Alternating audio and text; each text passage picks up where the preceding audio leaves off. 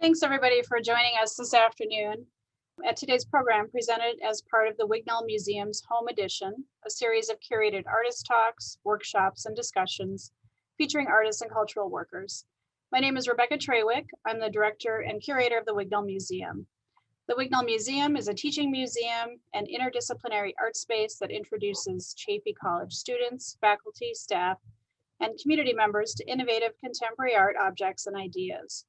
By fostering critical thinking, visual literacy, discourse, and empathy, the museum seeks to enhance the intellectual and cultural life of our community.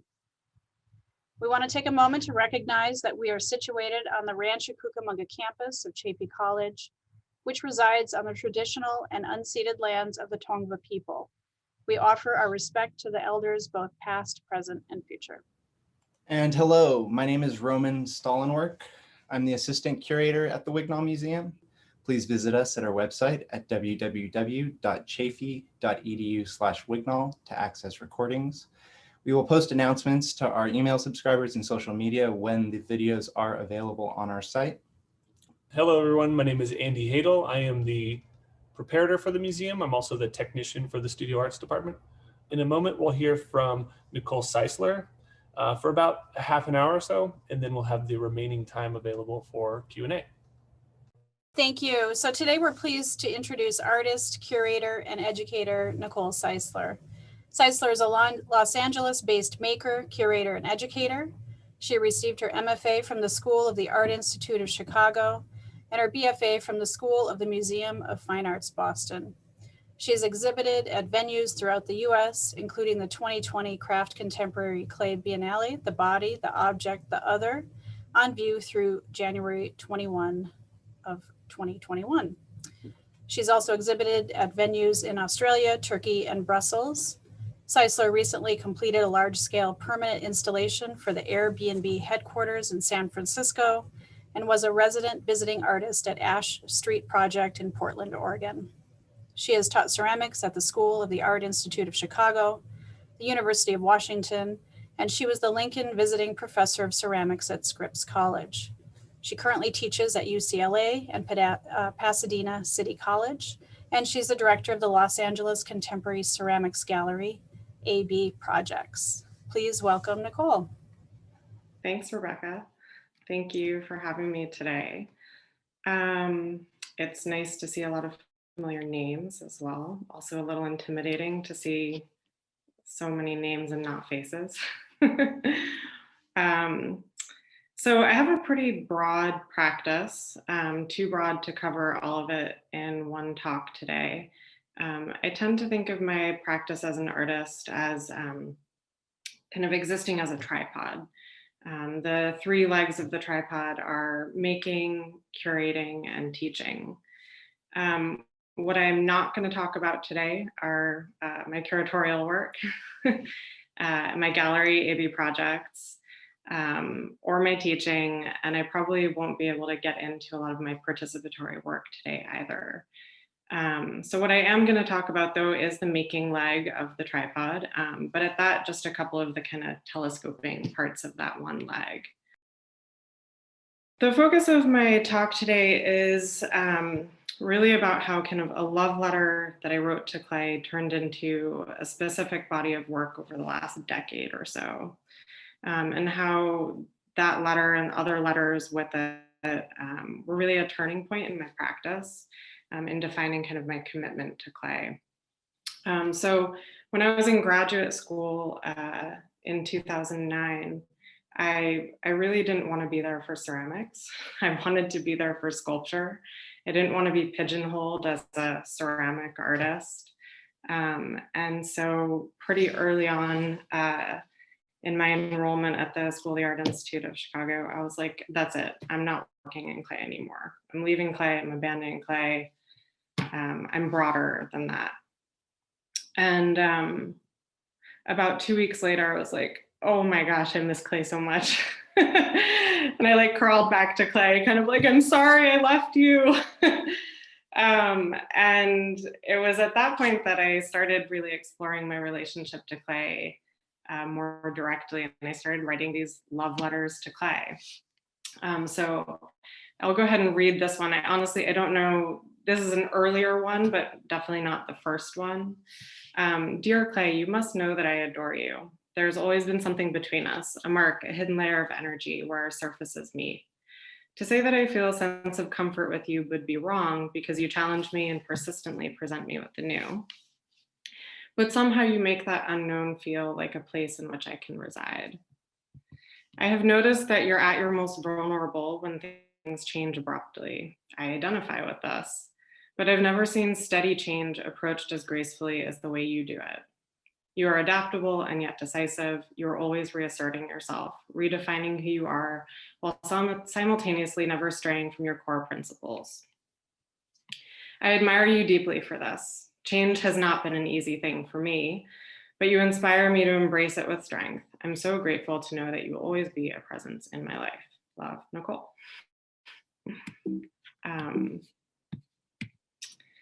So it took me actually several years until I finally kind of moved those letters off of paper and onto and into clay, and really kind of started responding directly to the materiality of the clay. Even so, I'll kind of move you here a little bit. Even so, making these objects, which I would kind of do blindly, just kind of holding the clay, kind of being present with the clay, it still kind of felt to me that something was missing in these early object love letters, and that they didn't really capture the metaphoric potential of the material of clay and the process of working with clay, which is really what I was speaking about in the letters, how the kind of human experience relates to the experience of the clay. And I was trying to kind of resolve that through making these displays and experimenting with different bases for these objects. But ultimately, that kind of pursuit led me to really think deeply about form and function, or form and functionality. I'd been using these metal L brackets that I hated. So I was like, I'm just gonna make them in clay. I don't need metal. I don't even need wood. Like, clay can do everything. So I started making these L brackets. Of course, these particular ones were a little bit brittle. So it started kind of moving out into a lot of other forms. But I was really thinking about how the function of clay is now not only to hold, but also to support, to fasten, to join, to bear weight. And ultimately, I wanted to assert its kind of prowess and its strength. Sometimes I was using clay to support the wood and then support these small objects that themselves were capable of holding. I started highlighting different clay bodies, a lot of these little pinch pots, which are kind of an obsession of mine. If you've been a student of mine, you know I walk around the classroom making them constantly. But these are made of different clay bodies that I dug up from different localities in my travels. So I'm starting to really think deeply about the materiality of clay itself and the meaning of that. I'm showing you a lot of images I don't typically show either. These are some old studio shots. This is in process of trying to make a newer love letter. This would have been around 2015 or 2016. And this is a clay body from Seattle. And I was starting to use those local clay bodies for these, and then again, reconsidering the bases that these objects were sitting upon. So when I had been creating that object, I was working on a piece of paper, and then the paper was recording the marks of the clay. And then I used that paper as a template, really. That's why these lines exist on the page, to trace these layers that the object would then sit upon. That particular love letter exploded in the kiln. I had a kiln that needed a little loving. It was an old kiln and it fired this object too quickly and it exploded. And yet that seemed really apt to me for the vulnerability that I was feeling in that time, in that place, and in my relationship to Seattle, where I'd been living the year before I made this piece. I started collecting more local clay bodies. I was out at the Bristol Dry Lake, which is in the Mojave Desert, and I was digging up some clay around the Bristol Dry Lake, which has a ton of salt. And so I ended up making this as a kind of wordless love letter to the clay in that area, where the object that's being supported is a piece of salt or calcium chloride. And then it's supported by the clay from the land around it. That clay ultimately did in that old kiln of mine. Salt, not the best friend of kilns. This is clay from Glassell Park. It was actually from right outside of my boyfriend's house, which is now my house.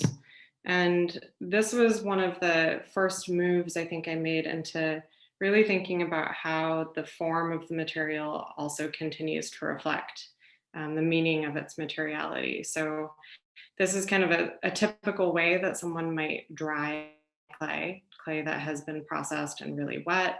You form this arch, and then it allows it to kind of dry more evenly. But I was thinking of this drying arch also as a bridge and also kind of as a reference to that relationship. There's words inscribed on this as well. This is again some of that Seattle clay. And here I'm going into the next step. Maybe after you might dry your clay, you would wedge it up. I use the boar's head wedging method. So now I'm starting to think a little bit more about these kind of foundational actions in clay. And you can see here that, again, the kind of base that it's on, I'm thinking about it kind of like the shadow of itself. I was thinking of that with the other one too, where I was tracing all these elements. This form is kind of the form that was left behind as residue on the paper when I was making this, and then that shadow kind of becomes its base. But I'm at that time starting to think about wedging as a state of becoming. It's that moment before it turns into something else, where I started to think about it almost as tying and untying a knot. Like you're aligning the particles and you're loosening the particles and you're compressing the particles. So that's this constant kind of push and pull back and forth within this piece of clay. I had a lot of different experiments going at the time. Again, this was around 2015 or 16. And I was thinking a lot about those material shadows and also the absence of objects, how you know an object was there based upon the residue and what's left behind from it. That ended up translating into a much larger exploration of that, where almost every object I was making, I was documenting through paper, through drawing on paper, and every mark and kind of impression or push and pull that I was making into the clay body would then be recorded on these papers. And for me, a lot of the process in the studio is about observing the process and kind of expanding from there. So here, there's a lot of drawings made of local clay. You can kind of spot some of the earlier love letters that I showed you. There's also one from Tucson and Chicago, and kind of accumulating these. Around that same time, I had just kind of completed my 3-year position teaching at Scripps College. And I had started, when I was teaching there, I'd started my gallery AB projects in conjunction with that position in some free real estate I was given on campus. But when that job ended, I was moving the gallery to build out the front of my studio to accommodate the gallery. And I needed some funding to make that happen. So I ran a Kickstarter for the build out of my gallery. And I decided that to fund this building of my conceptual ceramics gallery, that I would make functional ceramics, which seemed like a really good use of function to me. And I would say that often in my practice, I'm undermining or kind of usurping the functionality of clay. I'm often poking at it, challenging it. And here I'm kind of doubling up. I'm using function in a traditional way because I'm making plates, but I was also using the plates as tools to make drawings. So I would make these plates and kind of ask this question: how many drawings can a plate produce on its way to becoming a plate? So I was observing that as I made these plates, I would stretch a slab of clay and it would leave behind this circular residue. And as I observed the kind of residue and remnants that were being made kind of almost as like a byproduct or an off-gassing of the original object, I would observe those and then begin to really intentionally replicate them. So I was making these slab forming drawings. And then once the original kind of form I was making on a hump mold, I would pull it off. I had all of my hand marks in it from kind of pounding the clay. And then I would turn that on this piece of paper as I worked the rest of the form, and it would produce these kind of gear-like shapes. At that same time, there was something else going on in my studio. So I was really thinking about this process of making those plates almost like a recipe of some sort. So, gather your ingredients, and then step 1, step 2, step 3. And part of the recipe was that I was wedging the clay, as I always do. But I had decided that I would wedge the clay on the wall, which is what you see there. So, like I said, around this time, I was finishing my full-time teaching position at Scripps College and Claremont Graduate School. And when I was teaching there, I was advising grad students, and part of that program is kind of enticing this bridge between CGU and Scripps and bringing grad students into the studio. And I was having this experience where a grad would be really interested in clay. They'd never worked with it before. And they would come over to the studio and say, like, where do we begin? I'd be like, well, you begin with wedging clay. This is kind of the foundational thing. And we didn't use bagged clay there. We mixed all of our own clay. So wedging is pretty important when you want to get those air bubbles out. And then what would happen is I would go through this whole studio tour and we would get into wedging, and then that student would just never come back. Wedging for most people is not the most fun experience. It's very labor intensive, and it didn't align with what their expectations were. So I found myself teaching this really foundational act over and over again, and it felt futile in a way because there was no kind of return on it.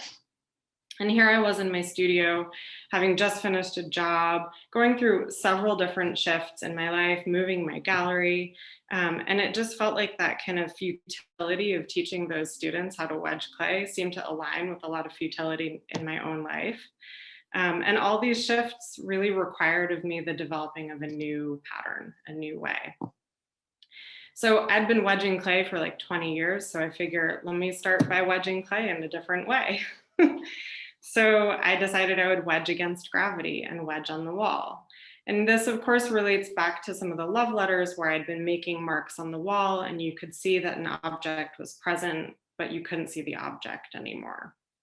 So I wedged on the wall and I would kind of trace the tectonics of each mark in a thin layer of pencil, kind of showing this gradual accumulation and layering. That became for me kind of a sketch for a proposal to make this work at the 2019 NCECA annual exhibition. So by then I was pretty good at wedging on the wall. So you can see like this one was a little sloppy in the upper left, and then you can kind of see where I get my rhythm. You can see where I become tired. But I've got it pretty dialed in, and this shows some of that process.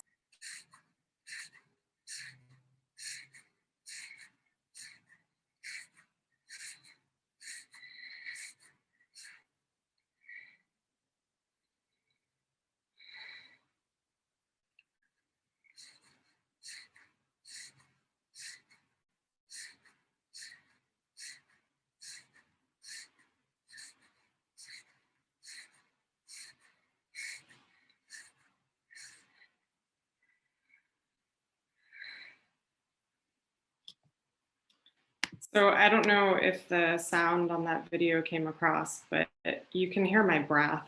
And when I was installing that work, I was the only person in the gallery, and it was this really huge space with very tall ceilings. And the assistant curator would be sitting like all the way in the front of the gallery, and she was the only other person there for the most part. And she would tell me, Nicole, I know when you're wedging because I can hear you breathing. So it was this interesting thing that started to happen where breath also became this kind of residue of the process. But, you know, wedging, a lot of people overlook this foundational action in clay. Some people wedge their clay like 10 times. Some people, they get a bag of clay, they don't wedge it at all. They just grab that handful and they're good to go. Potters will set up on the wheel. They might wedge their clay like 300 times. They've wedged it on the table and then they're wedging it on their wheel, because a huge air bubble can really be the bane of a pot's existence when it comes to centrifugal force. So all these different people are choosing to prepare their clay at all these different rates and ways, 10 times, 30 times, 300 times. I personally always wedge my clay 100 times, and I teach all my students to wedge their clay 100 times, because that's what I was taught when I started working in clay when I was 14. That was the rule. Wedge it 100 times and it'll be ready. And invariably, it always is, this magic number. But ultimately, if everybody is preparing their clay differently, then what does it mean to be underprepared or overprepared? Or is there such a thing as preparing your clay just right? And thus, is it possible as a human to actually be prepared? When are we prepared? Are we ever prepared? Is it possible? So in going and doing this whole drawing or kind of wall wedging, I'm preparing the clay and I'm also attempting to prepare myself, and that's the work. That is also essentially the work that is up at the Craft Contemporary Museum in Los Angeles right now. So that show has been extended to January, as was mentioned. You can see here that I have basically the same setup that I had at that Nsika show. I got my yoga mat because my body, I used to do a lot of endurance-based work, and I don't do as much of it anymore because I am getting older. So you got to bring all the props to stretch with. This time, there were some different things about this installation. For me, part of why, like, when I was making those plates, you know, when I make functional work and I do things in repetition, I get bored with it. And honestly, that's part of why I started making all of those drawings, or having the plates make the drawings for me, is because it adds to the process and gives me kind of more pieces, more ingredients in the recipe. So for me to kind of present this work again meant that I needed to go deeper. I couldn't just replicate the previous work, but I needed to go further, and I needed to keep myself interested. So one element that shifted was that I drew a grid on the wall, which I'll explain a little more later, which actually made it more challenging for me. Another difference was that the space is different. There's corners instead of just a flat wall. When I approached that corner as I was doing this work in wedging, so bear in mind, I wedge 100 times. So every single one of these marks on the wall, I have held a piece of clay against it and wedged 100 times with the wedging motion, which means I calculated in preparation for this talk that I've performed that action against the wall over 20,000 times. Call me crazy, I don't know. But when I was doing this installation and I reached this corner, it truly felt like I was turning a corner. It felt significant. It felt different. For all of that repetition, something shifted in literally turning that corner. The other element that was different about this installation was that I decided I've wedged like 20,000 times on the wall. So how do I expand from there? How does that kind of shift? Well, it turns out I've also taught in my time teaching around 600 people how to wedge clay. That seems like a lot of wedging out there in the world. If they're still wedging, they might not wedge anymore. But I contacted several of my former students and invited them to participate in this project. And so at least 15 people came from, a lot of them from Southern California, some from other parts of the country, and they came to leave their mark and add their mark into the installation. And the thing is that we all make marks differently. Everyone kind of has their own like wedging signature. And you can definitely see where these other people started adding their marks, these former students of mine.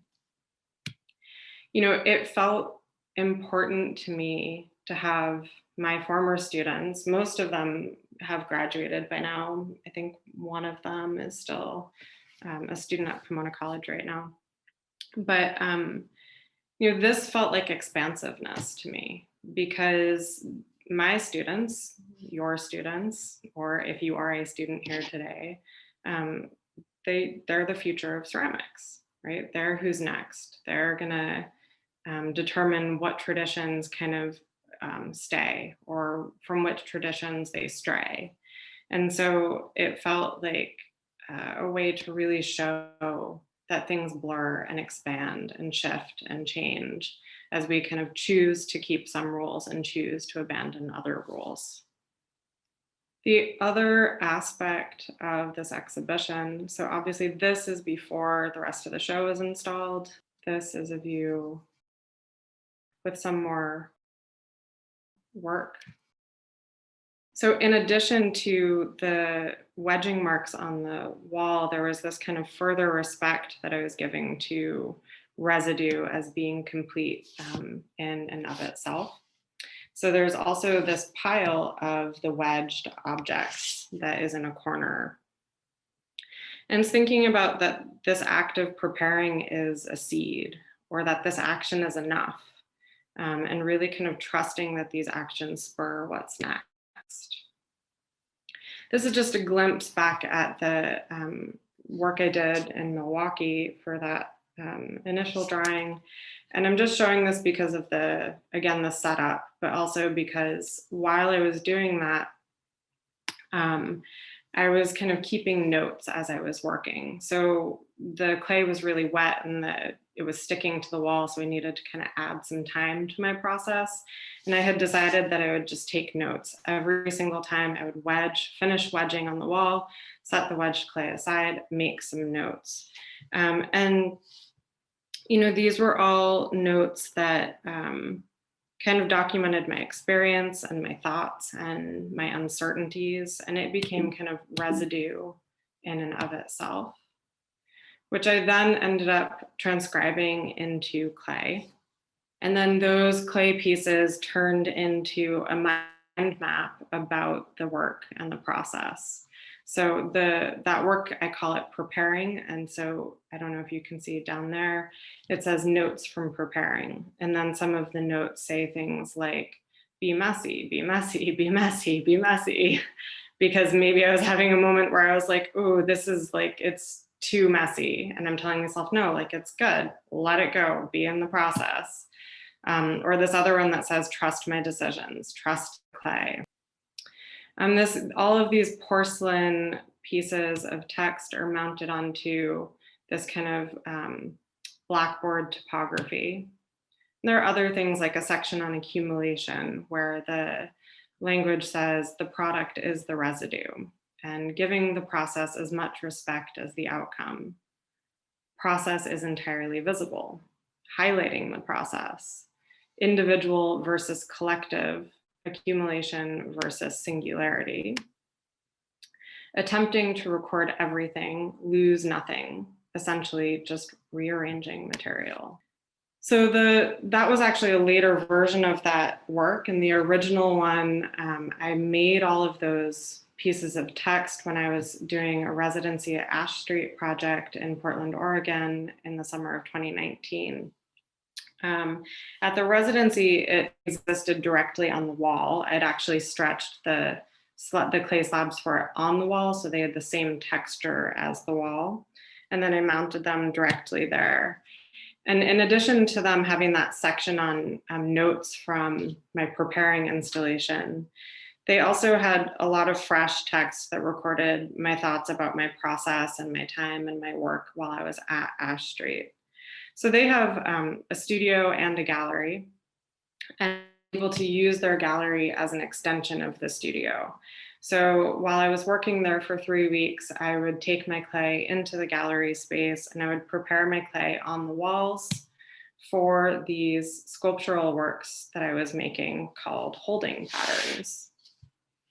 Now I would make lists in clay and in my sketchbook of different types of holding patterns, different types of actions, holding patterns that are emotional or psychological or geologic or environmental. And then I would kind of task myself with making a shelf. And the purpose of the shelf would be to support, present, and highlight the discarded parts of itself. So I would stretch slabs on the wall. That's what these larger marks are. I would wedge, pound out my wedged clay, and then stretch a slab. And then, you know, when you're working with slabs, typically you have a lot of offcuts and kind of clay that just gets put into a pile or put back into the bag. Instead of doing that, I would prioritize that residue by making it the focal point and the kind of purpose of the shelf. So I would fire the residue separately, and then I would glaze fuse it to the shelf. Again, thinking about functionality, I don't use glaze in my work very much. I also often don't fire my work. So here I'm really thinking about glaze as functional, a way to fuse and hold things together. And I was using a lot of green glaze in direct response to being in the Pacific Northwest. When I installed these pieces in the gallery alongside all of the marks and kind of residue from their creation, I was really thinking about all of the elements as kind of punctuation. So this long strip of red clay that you see on the left side there by the window was where I would wipe my hands off after I'd worked with the clay. And so I was thinking of that hand wiping mark, maybe almost as like the full stop in a sentence. So that brings me to kind of the next generation of this work and what I'm working on in my studio right now that's in quite early stages. And I would say that everything in 2020 has been slow for me, really slow. And I think I'm a slow worker and processor anyway. So you're getting just a glimpse of the beginning of this. But the work that I'm doing now is really kind of a merging of that work I just showed from Ash Street. So it's kind of a merging of the holding pattern sculptures, as well as the mind map, which I refer to as thoughts on holding patterns. And I'm looking at the foundational action of rolling coils and what that can communicate, and how line quality can become language. The material choice for all of that is important, and that relates to another project. This is kind of research images from work that I'm doing with another artist, Kate Hampel, on the topic of hyper-local materialism. And one of the main questions that I ask in that work is, can we have an embodied experience of a place through a clay body or through a material? And in these images, I'm thinking about all the materials that we typically filter out of our clay bodies, and whether the removing of material alters the possibility for us to truly have an embodied experience of that place if we're not in that place. So I'm considering how we locate ourselves. This work, I've been calling it a ledger of locating myself. So the text is all Sometimes I'm stamping text into the coils, sometimes I'm not, but it's all considering how we locate ourselves in time, in space, in places, in communities, in our families, and in ourselves. The coils that you're seeing here, I rolled them in ash that had just landed from the air during all the wildfires that have been happening here. I mean, the air was just like oppressively thick with smoke for months, and it was everywhere. So these were porcelain coils that I rolled in ash and then fired. So they have a very kind of tar-like quality to them. So I'm really thinking about as well how we locate ourselves in this moment in 2020 and this unprecedented historic moment. And that just brings me back the very end here to the beginning, actually. So this is another love letter that I had written to Clay, I think in 2014, but it still relates very much to this line of thinking that I'm talking about in this ledger of locating myself. So I'm gonna read it out loud to you. And in essence, by reading it to you, I'm making kind of like a new digital version of it, since the Wignall is transcribing and captioning these talks. I feel like this is like the new digital impression of this still very relevant letter. So I wrote, "Dear Clay, I have moved enough times now that there is no one place that I refer to as home. The notion of home was always so important to me, to my sense of self. There were some years when this lack of identity with place caused me a deep sense of uncertainty. But through you, Clay, I find my grounding, I find myself. Stoic and understanding, you continue to receive me no matter which state either of us is in. You absorb my mark and leave your residue on my skin. It is a moment of surface contact only, but you remind me that fleeting occurrences like this can have weight, mass, permanence, if need be. No matter where I am, when you're with me, it no longer seems to matter how certain or uncertain things may be. You teach me to be malleable, to accept fragility, to have momentum. Love always, Nicole." Thanks, Nicole.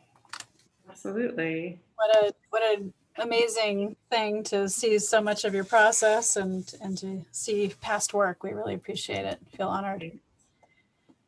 So we'd love to have Q&A. And so if you would like Roman or Andy or I to read your questions, go ahead and put them in the chat, or you can unmute yourself and ask a question, whatever you're most comfortable with. Hi, I hope you don't mind. I go first.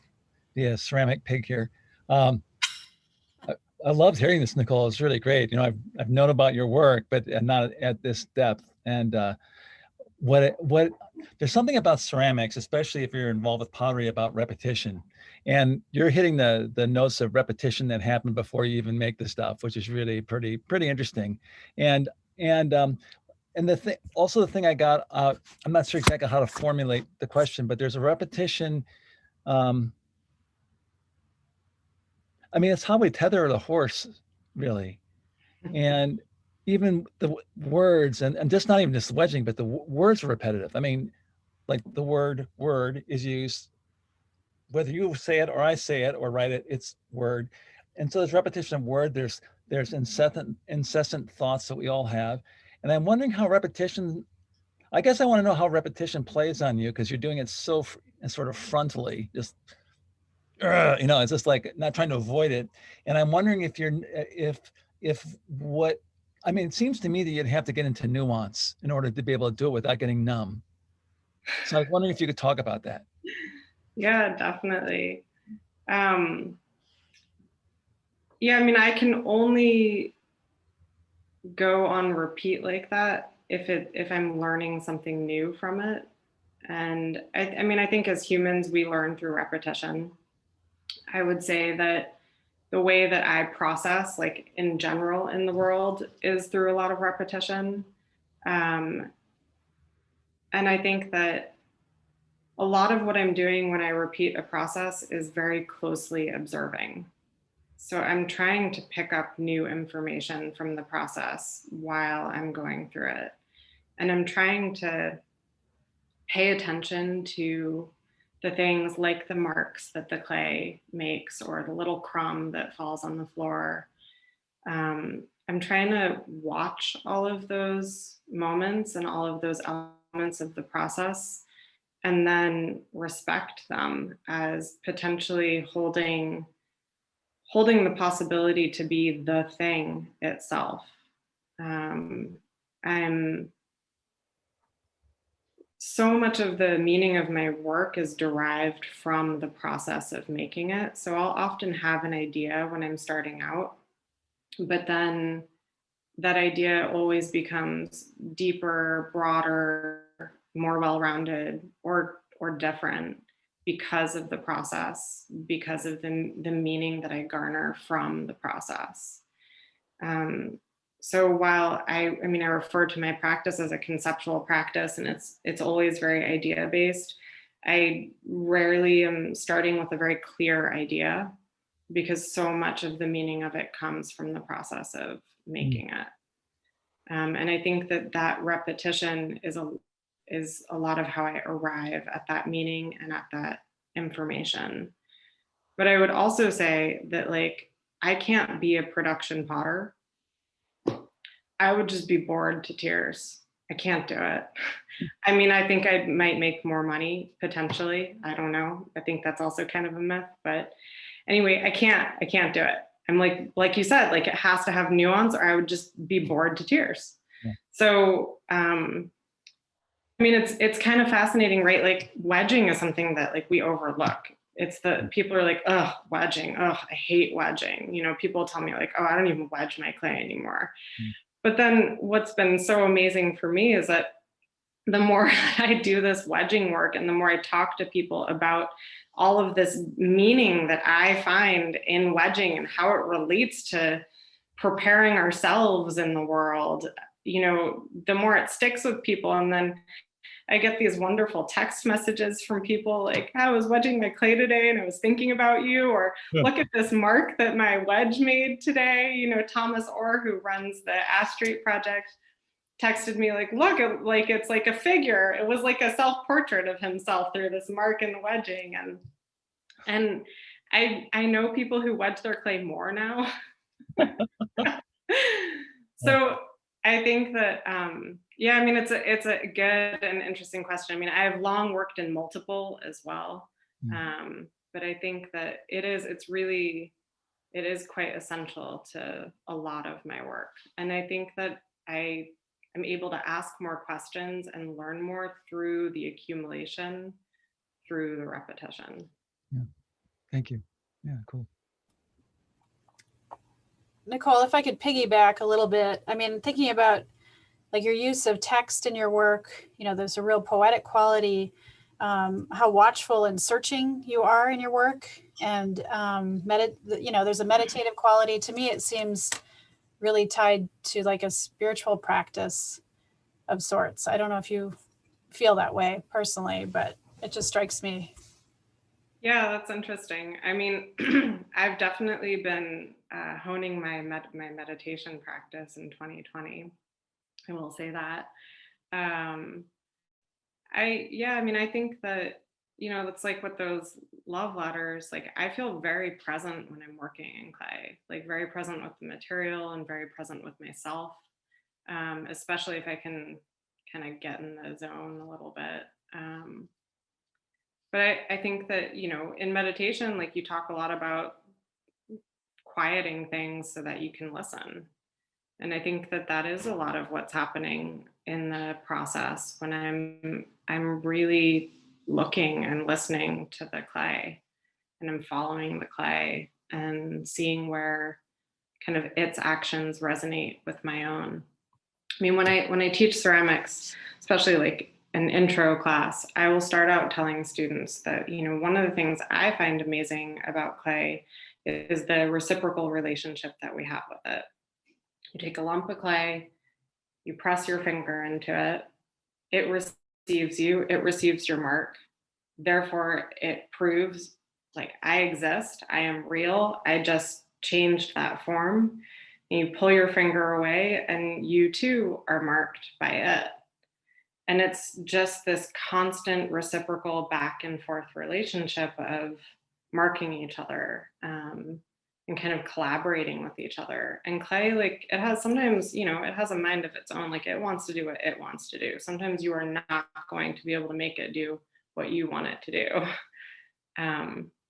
So a lot of it is about listening to the material and figuring out what those resonances are with the human experience.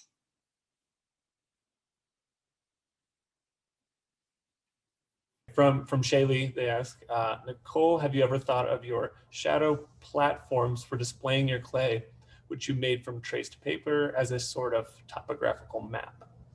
Yeah, totally. I think of it a lot as a topographical map. And then it starts to get really interesting when it's like local clay bodies and thinking about different locations. But I think it also relates to really old work that I did. I used to, when I lived in Chicago, I did this project where I would trace puddles. I would go on a looping walk in my neighborhood, and I would trace a puddle in sidewalk chalk. And then I would go on this walk. And then when I got back to that same puddle, I would trace it again. And some of the water would have evaporated. And I would just go on this looping walk, tracing the same puddles over and over. So I was creating these kind of documents and recordings of something that was there that is no longer there. And when I started making that first drawing that I showed you really was just like using it as a tool to make the base, and then being like, whoa, I really like this drawing actually. But also realizing like that's a lot like my puddle tracing drawings, which are also very much kind of temporary topographical maps. So, I mean, there you go, Stan. I just keep on repeat. We've got another in the chat from Yasleen. Who exposed you to clay and why have you stuck with it? That's a great question. I first started working in clay when I was about 14. A really good family friend of ours, Marge Taylor. She's a British potter, and I also think she's a designer. I think she just calls herself a potter, but I think of her as both. At that time, I was living in the Netherlands. I was born in DC, but we moved to the Netherlands when I was almost 12. I also hated moving there. It was a horrible age to move. So that was part of why I was encouraged to start taking lessons with Marge. Give me something to do. So I started working with this artist one-on-one in her studio in high school, which was a huge privilege. And I loved it. I just loved the material. And why have I stuck with it?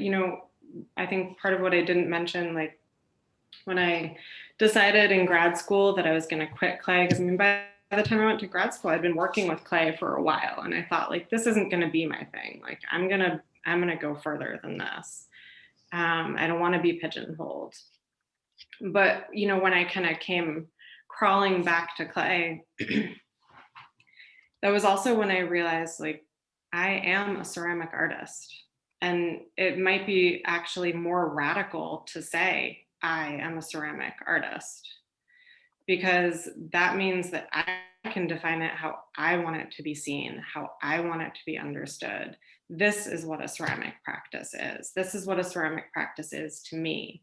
That's also what I do with my gallery, and why I show the work that I show, and I lead the programming that I lead, because it's all with the goal of really wanting to change the way the general public sees ceramics, or what someone thinks of when they think, oh, ceramic artist. So I think that part of why I stuck with it, so it felt powerful. Like, not only do I love clay, but I can change clay. Like, it's a small field that I am incredibly passionate about. And I can make an impact in that by saying that I am a ceramic artist because I believe deeply in it and am so passionate about it. Also, I don't know, I just love clay. Nicole, is there an artist or artists whose work you'd like to amplify and recommend that we take a look at? I'm sure there's many. I will just recommend that you all go to the AB Project's website and look at the artists that I have shown. I believe really deeply in all of them. I think they're all really at the forefront of ceramics and pushing things in broader and new directions. The show that's up right now wasn't supposed to be up this long. It's by Phoebe Cummings. She's a British artist. So if you are into being out in the world, then you can still see it through the gallery window. Yeah, that would be my answer to that. Go to the website, please. Check out what AB Projects is doing. Do you have any other questions from the gallery? Well, I have another comment if I could. Please. Well, a couple things. One, and back to that repetition, and Rebecca, you brought up the thing of spirituality. You know, Tibetan Buddhism is all based on monumentally mind-numbing repetition of mantras and prostrations. I mean, the whole thing is about just breaking you down. And so I find that interesting that they'll do use that as sort of a way of using repetition to break down numbness, which is really interesting. But that's just a comment. The other thing is the other comment is that, you know, a lot of times that people use conceptual work and it's just clever and it has no heart to it. What's wonderful about yours is it's really connecting and very poetic, and the way you think about it is that way too. I wouldn't call it conceptual. I call it very, very body and heart centered, even though it is very, very intelligent. So anyway, I just wanted to throw that out there, that a lot of conceptual work leaves me really numb, just because there's no heart to it. It's clever for clever's sake. And this is really, this says something. It has some substance. It has a lot of substance. It has a lot of clay to it. It has a lot of substance. A lot of body. Yeah, a lot of body. I appreciate that. Yeah. I think I attribute a lot of that to the clay as well. Like, this is part of the power of the material of clay. And yeah, I mean, I think that's at the heart of it for me, is its metaphoric potential to convey meaning through its materiality and through its process. Well, and also how it's affected you and how you've become an advocate, like unapologetic about being a clay artist, because it really is, you know, what do you call it? That it's sort of like looked down upon so much. Oh yeah, I mean, in the hierarchy of fine arts and in the hierarchy of materials, it's a relatively lowly material, although we could debate whether it's creeping up the chain of order at the moment. But yeah, I mean, I think that's right. That's it, being unapologetic for it, which is something that we all need to like learn to be more of in a lot of ways about our beliefs. But yeah, I mean, that's part of the power, like I said, of saying I am a ceramic artist. This is what it means to me. This is how I see it. And this is how I want other people to see it. That's awesome. I mean, you know, so it's so, I guess empowering, but also proactive, I guess. You know, there's such a, like when I was in grad school in LA, there was such a heavy bias against it. It was more, I couldn't talk about my work. I just had to talk about how come I was using that material. And no one else had to answer that question, just the ceramic people. Yeah, I can tell a lot about what programs people have been through for their education based on some of their answers. Like in interviews for a tech position once, I think I was asking a really simple, you know, softball question of like, what do you love about clay? And one person's answer was like, well, everybody always asks me, why does it have to be clay? Why should it be made out of clay? And I just, you know, I really like clay. And I was like, whoa, okay, they went to Claremont Graduate University where they just rag on clay. They're like, you gotta be a painter. That's the highbrow thing. Like, I'm like, I know who you've worked with. Just chill out. It's all like, yeah. it's still a thing, but I think like we're breaking that down more and more, and we're seeing more and more ceramics in more and more places, and it really is becoming a pluralized field. And I think that, you know, part of my goal is just to keep on nudging it in that direction. Thank you so much, Nicole, for your generosity today. We really appreciate it. And thank you all for being here with us as a community. It's really wonderful. Thank you so much for having me. It's been great to share from a slightly different perspective than I typically share my work. So thanks for the opportunity. Excellent. Thanks so much. And thanks, everyone. Be well.